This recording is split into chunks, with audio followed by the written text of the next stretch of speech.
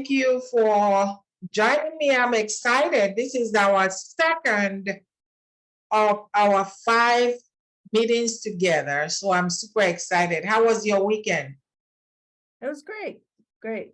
Yeah, you said you were hosting somebody from exchange students from France. Yes, yes. She's been here since last Monday night. Oh, so when they come, what do you have them do? It's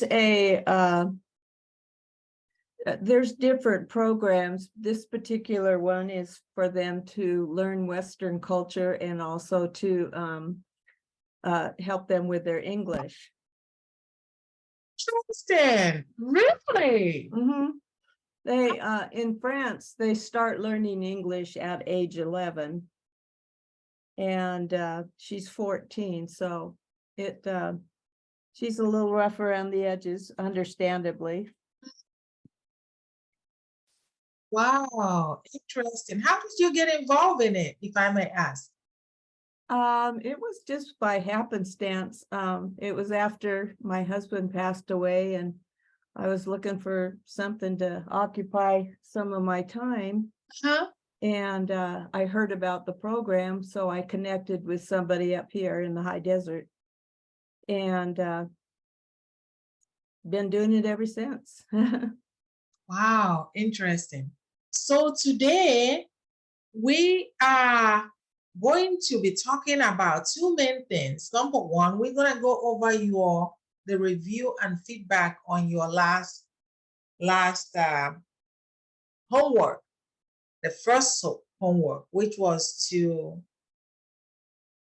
craft your engaging narrative, introducing yourself, your introductory message per se. So here's my question.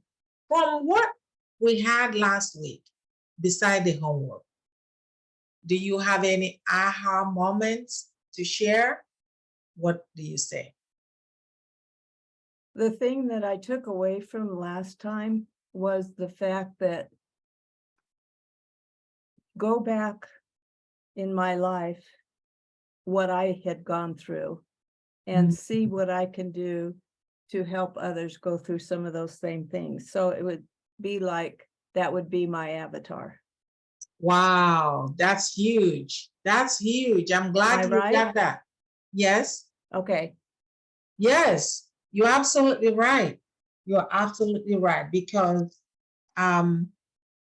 you can't teach what you don't know. You can't teach what you haven't experienced. And yes, we can actually, to a certain extent, read it from the books, but nothing beats experience. Well, that's true. Yeah, yeah. So let's dive in. So how was the homework assignment for you? How did you feel? How did you see it? Tell me.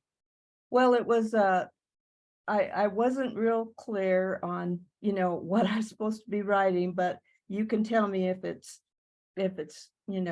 right on or not. Okay. My thought was, I went back, to my childhood and all the experiences that I had gone through when I was growing up and until now, and wrote down some of the things that had bothered me and that I had to overcome to make life more enjoyable. Yeah.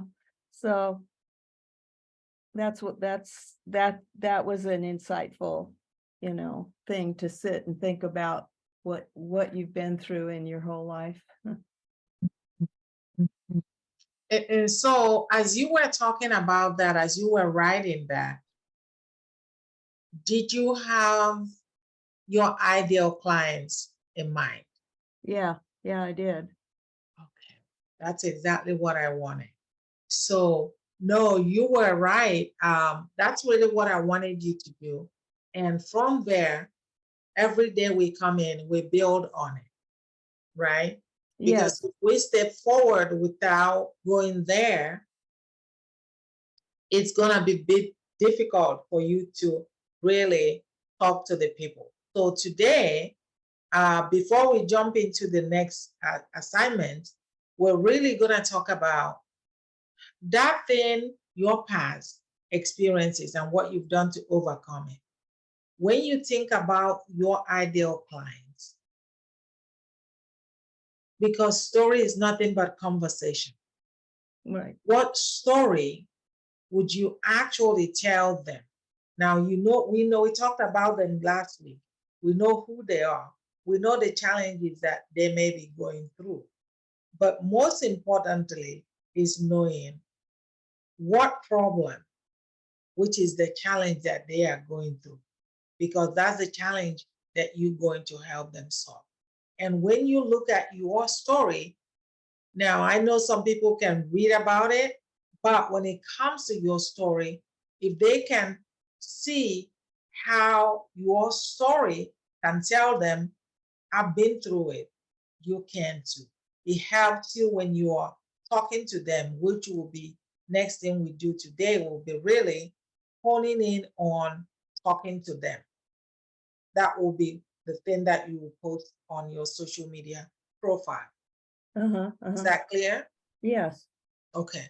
So let's begin by you actually reading out what you have. Okay. Well, my avatar's name is Heather. And she is not only self-conscious, but she is afraid of what people will think. She wants to be accepted. And so I was trying to figure out what I could tell her to learn how to accept herself. And she has to learn to love herself.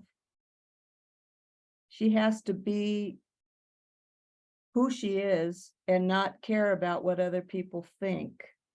It matters what she thinks of herself. And that she's unique. There's only one Heather that God made in a special way. And so we act differently because we are different, and that's okay. So my source is a relationship with God for help. And I would help her find out who she is, what she enjoys doing, what makes her happy in life, and what she's good at. And I would encourage her to be the best that she can be and help her to overcome or discover her own gifts. Help her discover what those gifts are that God has given her. And the end result would be that she would have peace and joy and be able to help others. A reason to get up every morning and give her confidence again.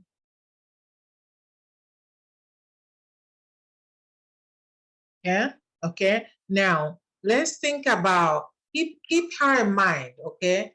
Keep her problem, but let's keep her all the problems you mentioned about her. But I want you to pick what is her biggest problem that Heather, if you solve that problem for Heather today, it will make her life easier. What is the biggest problem that when she goes to bed, she's thinking about it, she's walking, she's thinking about it, she's eating, she's thinking about it, this thing is consuming Heather? What is it? Or what might it be? Well, insecurity. Insecurity. Okay. Yeah. Okay. So I want you to think back to your own story. Now, remember, the purpose of this is writing an introductory message. An introductory message that will introduce you to Mary. There are two things involved here. Mary has to, in her own way, not you convincing. When you have to convince somebody, it almost seems like you're pushing them. But if you allow that person to recognize, the word is resonate with you, that's when they can say, oh, I want to hear more of what Dr. Penny has to say, because she resonates with my problem. We don't have to come from the same ethnic background. We don't have to be come from all same background, but she's a woman and she gets me. I want to hear more. And the way that I know that people can do that is by the other person that you're introducing yourself to can resonate with your story. The question is, what story in your life, if you dig back into your bag and pull out that story, what in your journey is the story?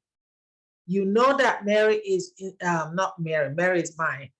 Yeah. You know that Heather is insecure. What story can you go back into that bag of yours and pull out that will indicate or show Heather clearly you've been insecure some time ago in your life? Yeah. And what can you tell her? What did you put in place?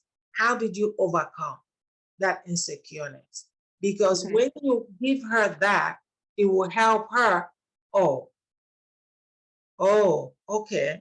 I can either do the same or do something close to it, because that's how most of the time do the same to overcome my insecurity. Does that make sense? Yeah. Be more specific. Yes. So now let's go to your own story. We have one problem now. Let's go to your own story.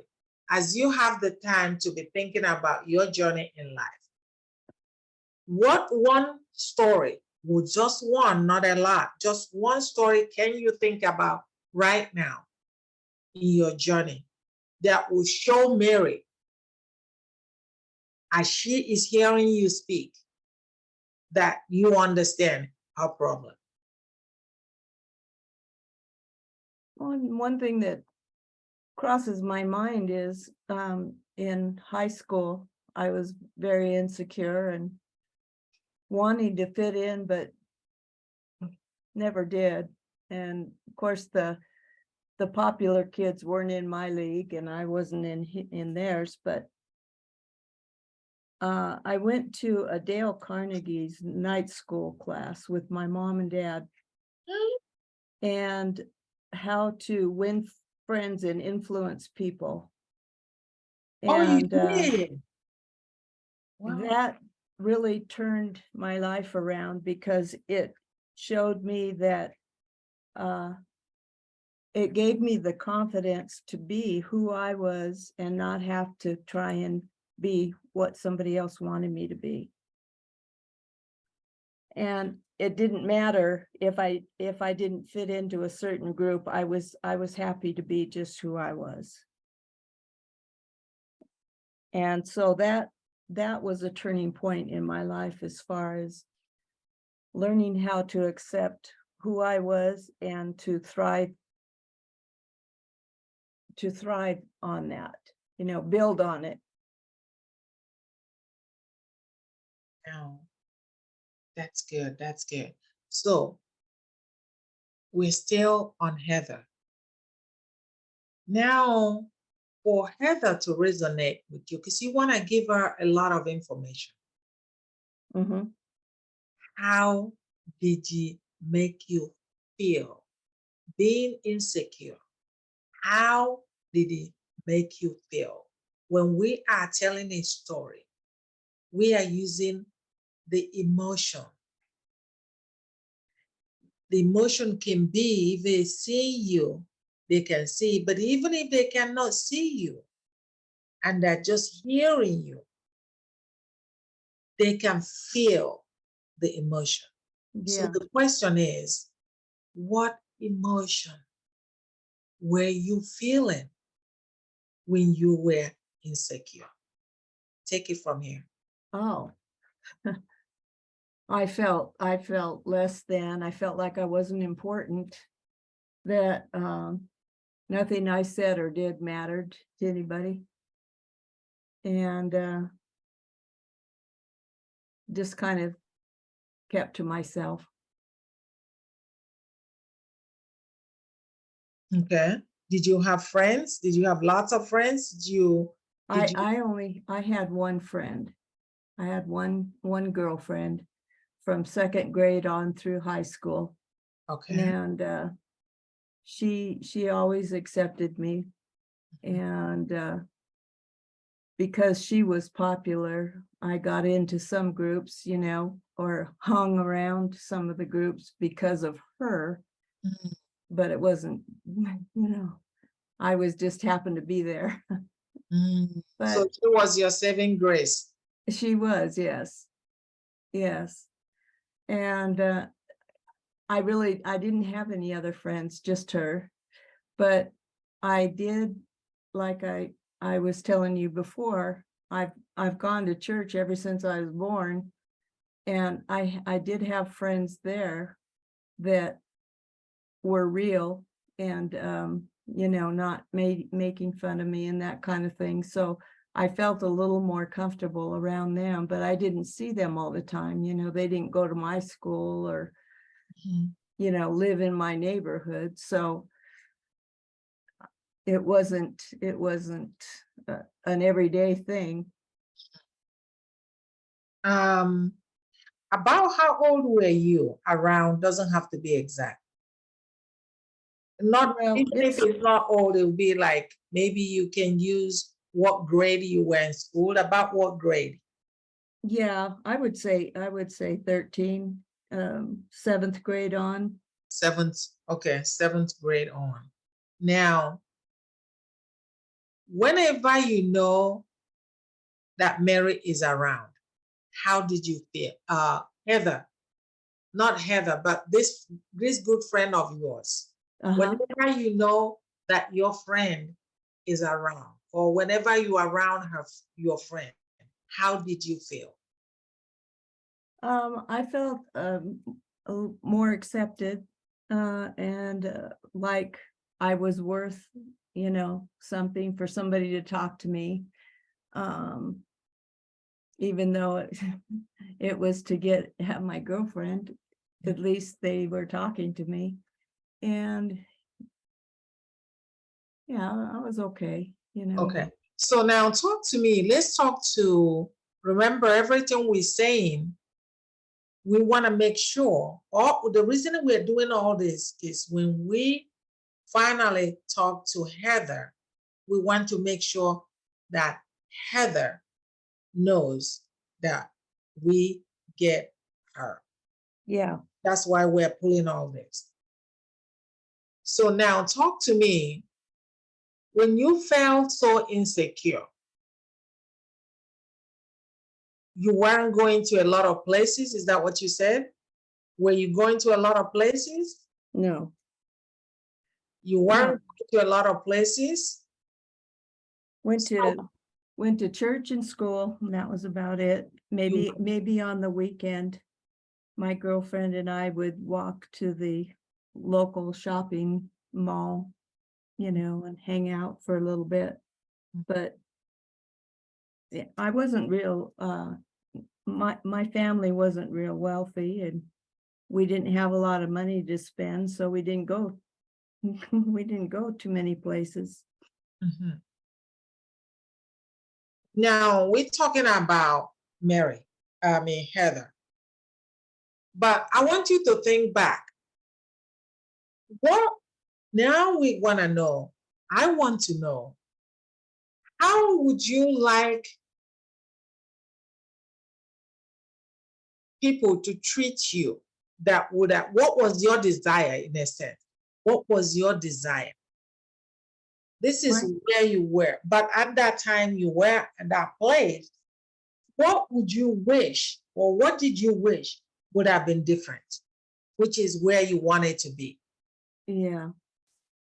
My desire was to fit in and to be accepted for who I was. But see, I didn't love myself. My girlfriend was thin, blonde, cute, had a bubbly personality, and I was the shy one that felt like she had big hips. And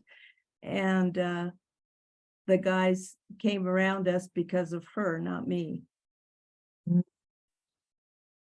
And so those attributes, physical attributes, did you wish that you had them as well?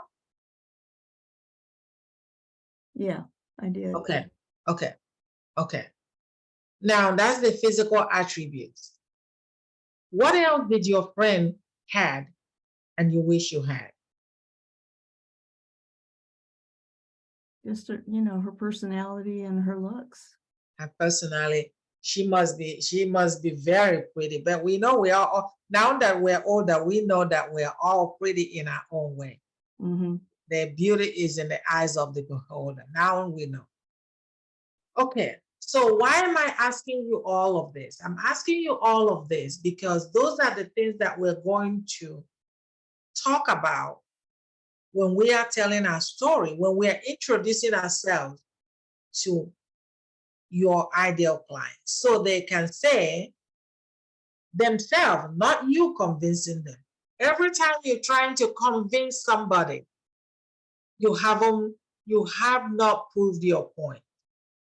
Yes, I see. Uh-huh. Every time you're trying to convince somebody, whether it's making a sale or not, you have not made your point. You haven't proved your point. And you prove your point by the message that you say, that you give, that Mhm. you let that person, the message you give them. And I use storytelling as an anchor to support my talking points when it comes to whether you're presenting or whether you are telling a story, which is also part of presentation or conversation. And when you think about the person that you're talking to, in your mind, you want to assume she is like you. This is the reason we try to find out who is she. Because now you know what she's going through. Yeah. And what she's going through is what you went through. The question is, how am I going to tell her this so that she can understand that I get her? That's why I'm asking you all of this. What was the problem? How did you feel when you're going through the problem? Where would you rather be at that time? What would you rather have at that time? Now, the next question is, after you got what you want, your desire, then to cap it all, how would you feel if you're walking on the street, if you are in the school, if you see your classmates? Think back, we're still in the 7th grade. How would you have felt if you have this desire that you wish you had? How would things had turned around, or how did things turn? Yeah, it didn't have it, but how would it would have turned around? I think I would have had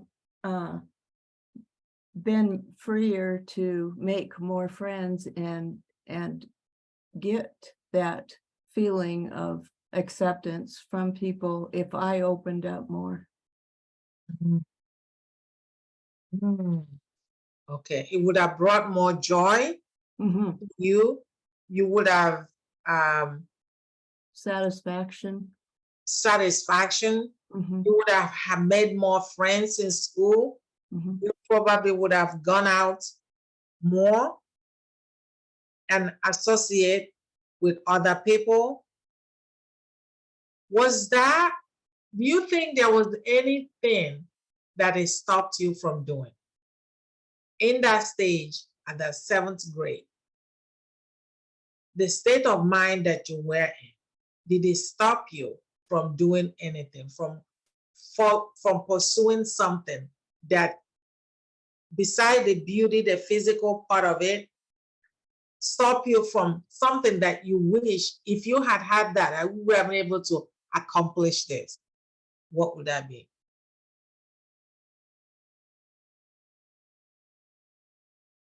Well, I think thinking back, Mhm. what really kind of hindered me moving forward was my folks were really religious, Mhm. and and it's a good thing, Mhm. but it was to a fault. Mm. Like in our gym class, Mhm. my older sister and I, we weren't able to participate in square dancing because it was dancing.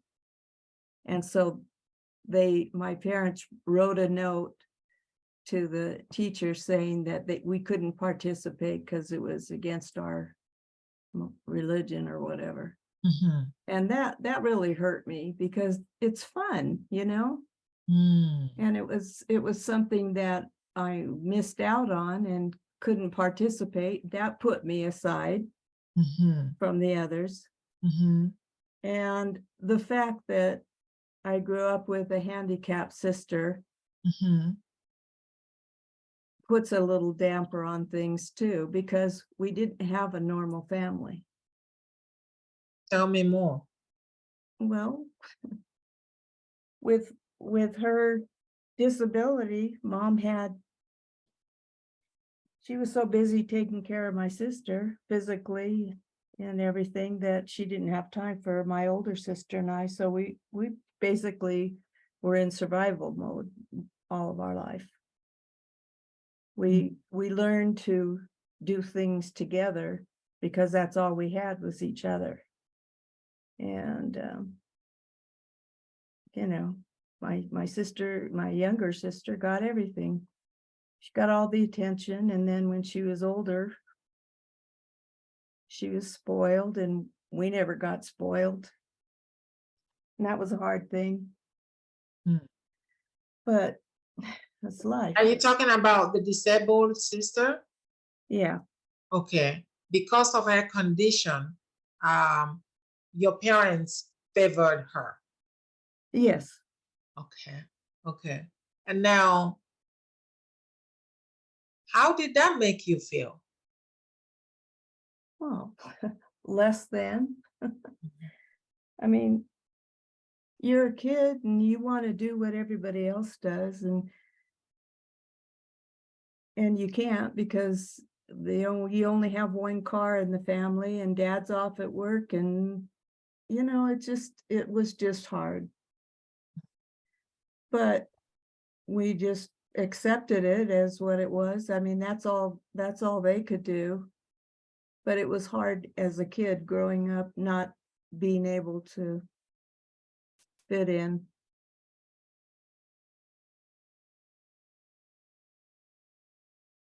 So you guys had to depend on one another, you and your sisters. Yes, yes. In essence, did you feel you grew up faster than you would have if your I did, parents? well, no, not really. If I didn't have my older sister, she's 2 years older than I am. Um, we're still really close. We're buddies, Mm. and if it hadn't been for her, I would have been totally lost because we kept each other grounded. And I think that's important that everybody needs someone that they can confide in and talk to and listen. And if you don't have that, you bottle things up inside, and that's not healthy. Now, is your baby sister still in you? Still living? Yes, she's in a group home. She's in a group home. How is she doing? Not well. Not well. Mm-mm. And mom and dad are no longer here. That's right. They're both passed. Okay.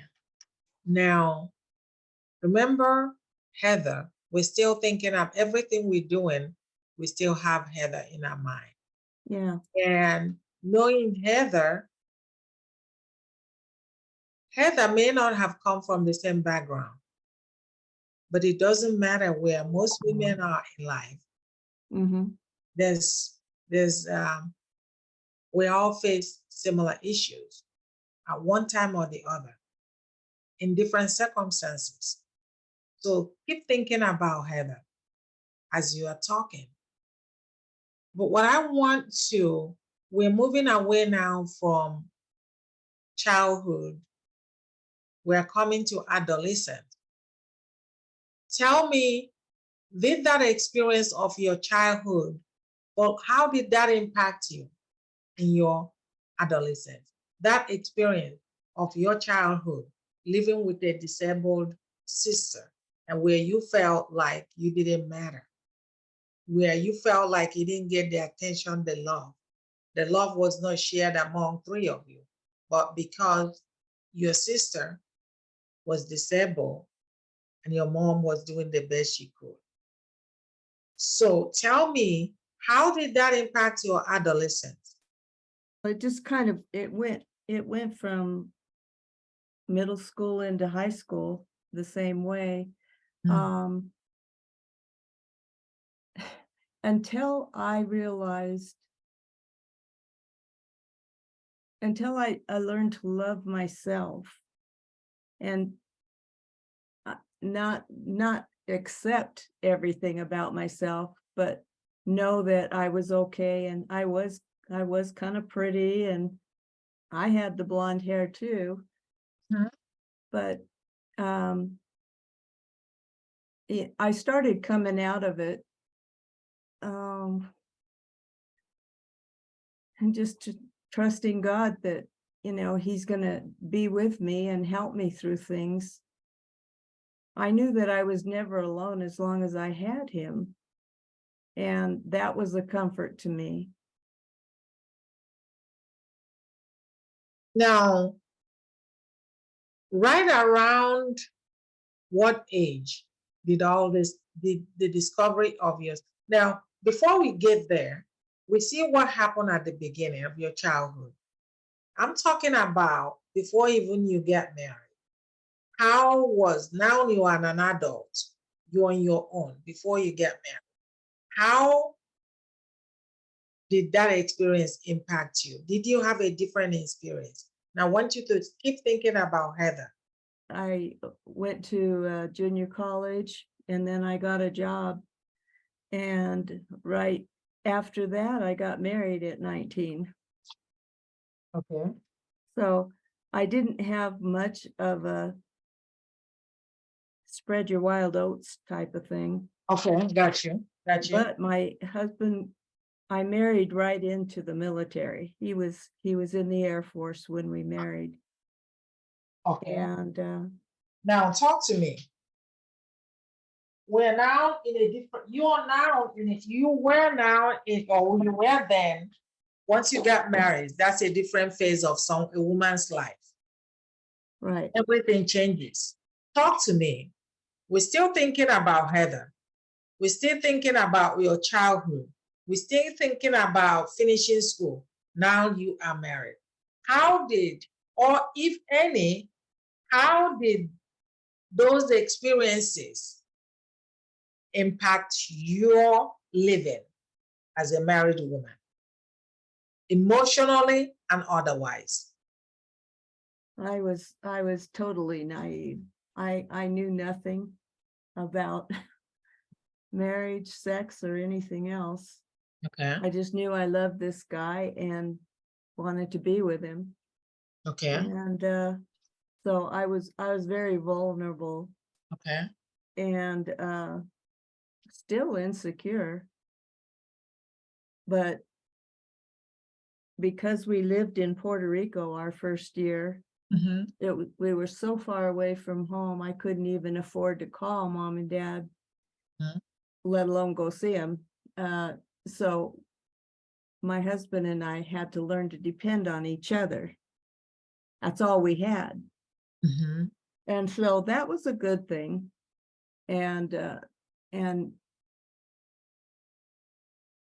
I don't know, I smoked and drank because I could, Mhm. and kind of felt like I'm an adult now and I can do whatever I want because mom and dad aren't there anymore. Yes. And I did.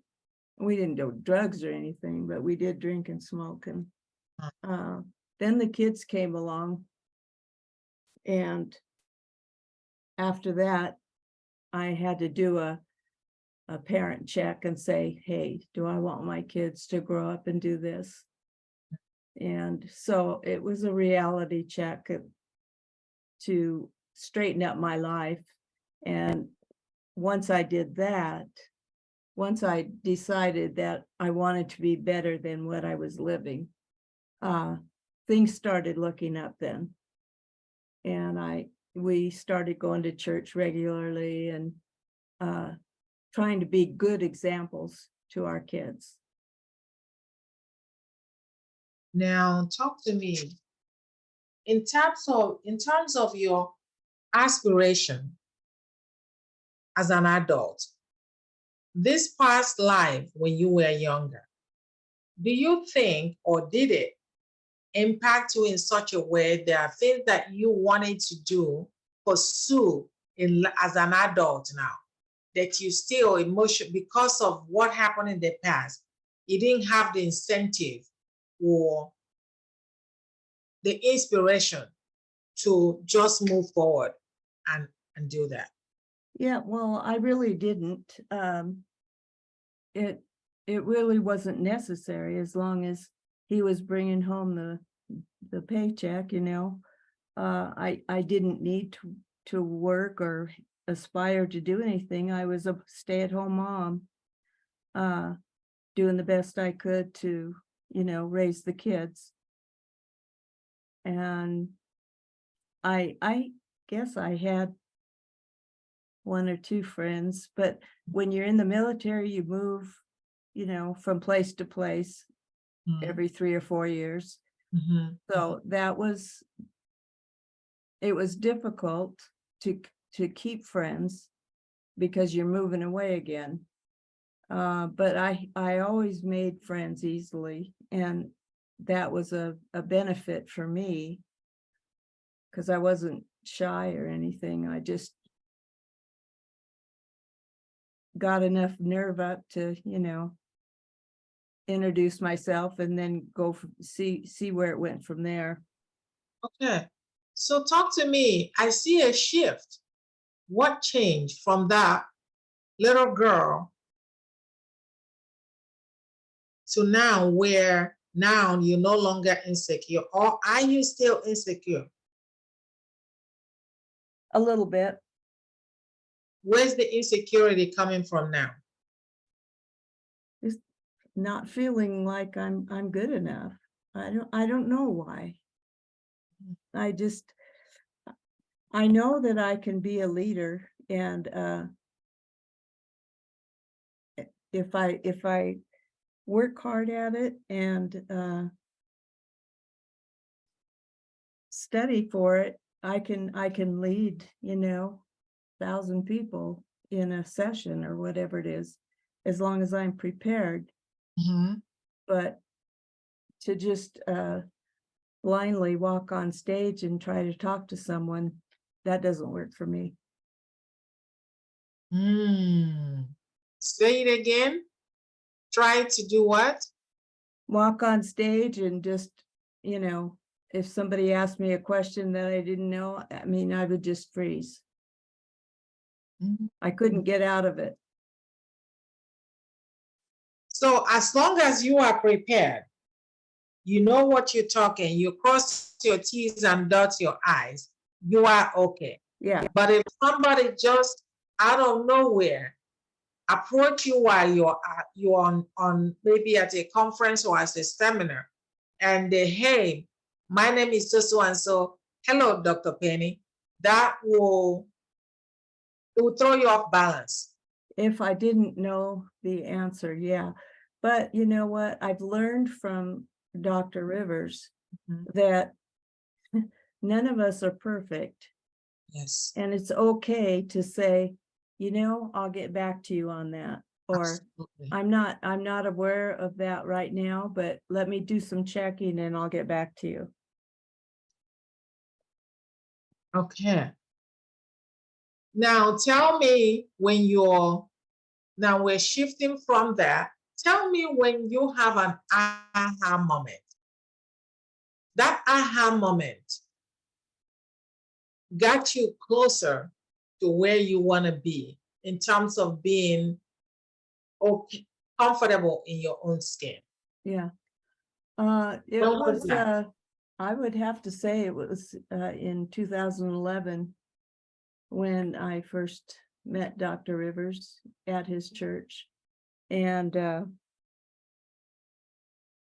you know, just seeing him, listening to him, he's so upbeat, encouraging, and full of wisdom that you can't help but feel good when you leave there. And one of the things I learned from him was I want people to feel better about themselves after they've met me than before they came. Absolutely. And I that's me too, because he does it very well. There's no doubt. You cannot be in his presence. You can't be in his presence and not feel better after you leave. Yes. And that's his signature. Everybody that I know that talks about him, that is his signature. That's his calling. And I'm just so happy to be part of the individuals that he mentors. Yes. And so that's kind of my goal too, you know, is everywhere I go, like I look for people to encourage. We were in the mall today, me and my little French girl, and there was a man with some kind of with a son that had some kind of disability. He was carrying a stuffed animal real secure in his hand. And we met up with them again in the mall somewhere. They were sitting down doing some, and I just had to talk to him because of growing up around my sister. And he said he had acute autism. And I said, well, and I told him about my sister a little bit. And I says, well, I just want to commend you for being such a good dad. And I said, God bless you, and left. So that had to have made him feel better, you know, by hearing somebody pat him on the back, because caregivers don't get that very often. That is so true. I don't want to interrupt the flow of our conversation, because that's why I said one size doesn't fit all. And when it comes to working with people, everybody is different, bring different stuff.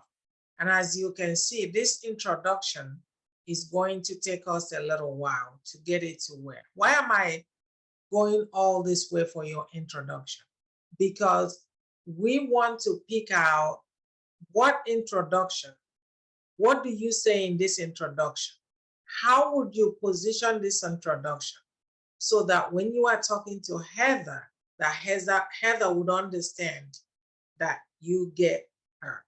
Because unless she understands, not you convincing Heather, if she doesn't resonate with your story.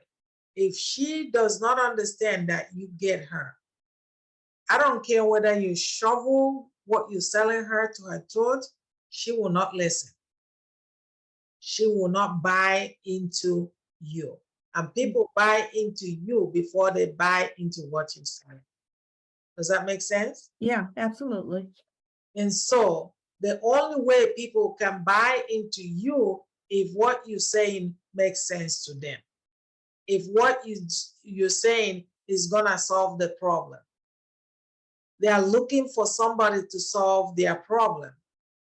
They have a problem, but they have a desire where they would rather be. And when we think about your journey and all these questions that I was asking you, it's using those responses to position yourself when you are writing your introductory message so that Heather can get you. Is that clear? Yeah. Hello? Yes. So now, when I ask the question, what is your aha moment? The aha moment is really at a point that you get to and you saying, I got it. If I knew this is all, I would have been better. I didn't know. I got it. Whether it's through the training, whether it's a realization of who you are, whether it's through a mentor, whether that place where you got to and you said, I'm taking back my life. There's nothing wrong with me. And as a result of that action, everything changed. As a result of whatever that happened for you in that period of time when you had that aha moment, epiphany, when that you have that epiphany, everything changed. And guess what? Heather hasn't had that epiphany yet. So she's still stuck where she was. But she wants to get to her own epiphany that will change everything for her. That would allow her to live life comfortably. Whether comfortably means money, whether comfortably meaning in your own case, if you trust in him, believe me, it will change your situation. If you have a relationship with him, trust me, you will change your situation because he did ABC for me. Because when I was in the pit, I was here. I didn't know that I can get here, but because I did ABC, trusting that he's with me, everything changed. Does that make sense? Yep. Okay, so now my question is, when was that epiphany? What epiphany was that? And when was that? It was in 2013 when I was really understood about the kingdom of God and what it meant to me as a person and what it meant for me as a child of God, what to do, what my purpose was here on earth. And it gave me the desire to trust God 100% and walk in with faith according to what I believed. And it wasn't about me anymore. It was more about what he wanted me to do. And so the focus was off of me. And once I gave him the reins, it gave me the ability to do things that I didn't on my own do or Like could do. What? Give me 3 things. That I couldn't do before. That you were able to do because of that. Well, Okay. three things would be not being afraid to get up and preach. Okay. Love that. Um, knowing that what I said mattered to other people, I love that. and that even though my husband was a Christian, he wasn't as spiritually, I was more spiritually minded than he was. And that was difficult to live in a marriage where I was being held back because of, surrendering to the submissive wife thing.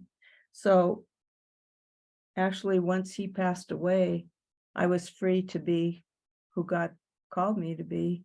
And I've been so happy since then. And I look forward to waking up every day knowing that there's a purpose in my life. Mhm. Thank you for all that. So now, after all that, you will see as we begin to talk to Heather how everything you're saying makes sense. Okay. So now, what changed emotionally? How do you hold yourself up emotionally now? Can we talk about emotion? Okay. Go ahead. I feel good about myself. I know that there's certain things I have control of, and there's certain things I don't. And to accept the things I can't change, but to change the things I can, like, my health, my weight, that kind of stuff. But who God made me and how I look and all that stuff, I accept it, and I'm happy with who I am. I can't let things get in the way that will hinder me from doing what God wants me to do. I got to put those things aside and be free to be me. Be free to be me. Now, that's a line you want to remember because Yeah. you've used that word at least 3 times from the first time I started talking to you. That word, be free to be me. Yeah. Because why do I say that? Heather is looking to be free to be her. Yes. Mm-hmm. Okay. So that's why that tagline is important. Whether you use it or not, I don't know, but I like that line. Yeah. Wouldn't that be nice if you sometimes as you're writing your message or talking and you're ending it with because finally I'm free to be me. Yeah. You can too. And I'll show you how. I told Dr. Rivers one time, I says, I feel like I was this balloon all my life, especially after being married. And there was something in me that needed to be released, but I didn't know what it was or how to do it. And once I realized my purpose and my vision in life, it was like God put little pinholes in this balloon, and all of a sudden I'm able to express myself and be who I was supposed to be all these years. Mhm. And it That's why finally that just feels so good.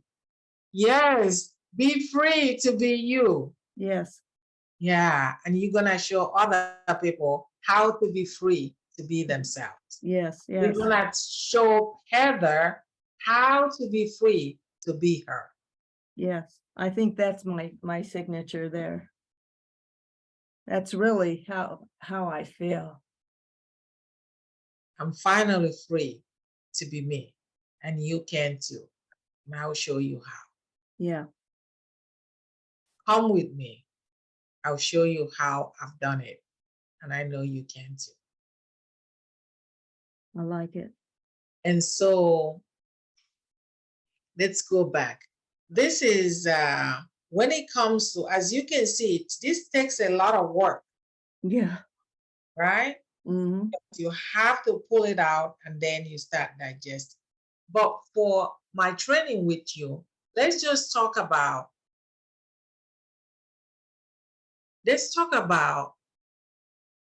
your introduction to Heather. Okay. So you're going to actually put this message on social media, on your profile. That's what I would like you to do. Okay. Okay. Now, I want you to know that anything you put out is 100% okay based on the stage where you are. I've had to look at some of my messages and video that I have put years ago and I cringe. But I realized one thing. That's what I had. That's who I was at the time that I did that video. That's who I was. That's the knowledge that I had at the time. That's the confidence that I had at that time. That's the belief in myself that I had that time when I gave that message. I want you to also know that your message, you may not think is perfect. We're not looking for perfection. We are looking for somebody to, number one, see who you are, whether they can resonate with you. Number two, that you are going to use that to be an inspiration for somebody else that will see it and say, oh my God, this is where I am. Oh my God, if she can do it, I can do it. Mm-hmm. If she can do it, I can do it. See, the advantage of being a matured woman is one thing, because you've been through life experiences. You can help the young, you can help the middle, you can help the old. It doesn't matter. That's the benefit of being a matured woman. And being a woman is also a plus, because inherently you can hear the things they are not saying. Yeah. Just like I can hear the things that my clients are not saying. So in crafting your introducing yourself to Heather, we're going to begin by letting Heather know that I have been there. I have been there. She's not alone. She's not alone. But how do you say it? You're leveraging your message with the power of storytelling. Because now that's where storytelling comes. Your storytelling comes in. Because you have so much, but we're not going to give Heather all of that. But we're going to give her enough. And every time you give her a message, you bring out another one. Every time you give her a message, you bring another one. So that I don't want you to get overwhelmed, which is what most people that are new get overwhelmed and they drop doing whatever they're doing. I want you to do it in bits and pieces. Yeah. Be a point where you're going to do all of them. But now, if it's 5 minutes, that's okay. Mm-hmm. If it's 10 minutes, that's okay in terms of recording. But before you record, based on what we talked about today, I would like for you to now use this feedback and craft. You can go ahead and write out everything that we talked about, your life story, stage to stage, stage to stage. When you are doing video, don't want you to get overwhelmed. You can do a video 10 to 5, even if it's 2 minutes, I'm okay. But then craft a post Is that clear? Craft a post that will introduce you, and let's worry about the video later on. You can be practicing on your own. Let's worry about the video that will go online later on. I just right now want you to craft one thing, craft everything we talked about, but then craft just an introductory. Introductory will have your name, who you're trying to help, what problem they have. Would it be comfortable for you just to craft the message from beginning to the end and not put it on social media? Or would it be comfortable for you to craft the message as we have taken you from childhood to adulthood until you have this epiphany? Number one. And number two, and just craft a little introductory post. What do you say? What would be more comfortable for you? Probably just doing the introductory post. Okay, do the introductory post. Okay. So go ahead and do the introductory post. Talk about, give your name and talk about who do you help, okay? And what do you help them do? I teach or I help. I teach, in my own case, I teach women entrepreneurs in the early stage of their business how to leverage their message with the power of storytelling to increase their conversions. Okay. It's that simple, because sometimes we put so much fluff, people lose it. Is that the only thing I do? No, I can walk you through from beginning to the end. Yeah, you don't want to get them too much. Once you said that, you gotta put in a little bit of your story. You don't have to give them all of it. Okay. Because it's that story they are relating. People don't really care about facts. They care about the story attached to the fact. Okay. Does that make sense? Mm-hmm. I remember when I was a child. I remember when I was in high school. I remember when, and then you tell that story, that little portion. Don't give all of them. Okay? Got it. Does it make sense? Yeah. And I know that the end of it, when you, after you tell your story, you talk about what you've gotten from that story.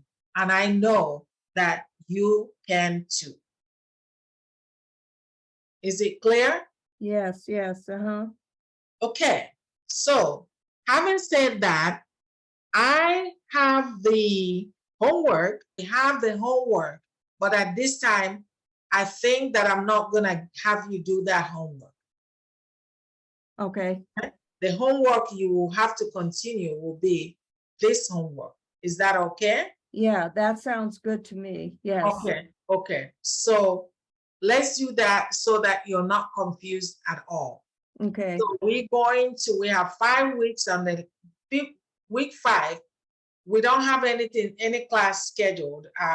It's mostly, we have a class schedule, but it's really you presenting to me. Okay? Okay. I know it's not gonna take the entire time. So we can shift this second part, which I think is important, to next week. How does that sound? Yeah, that sounds good. Thank you so much. And I will see you the same time, and the same day, Saturday. 3 o'clock, right? 3 o'clock on Saturday, yes. Yeah. You have any questions? Thank you, please. Dr. Christie. You have a good week. Bye-bye. Bye-bye.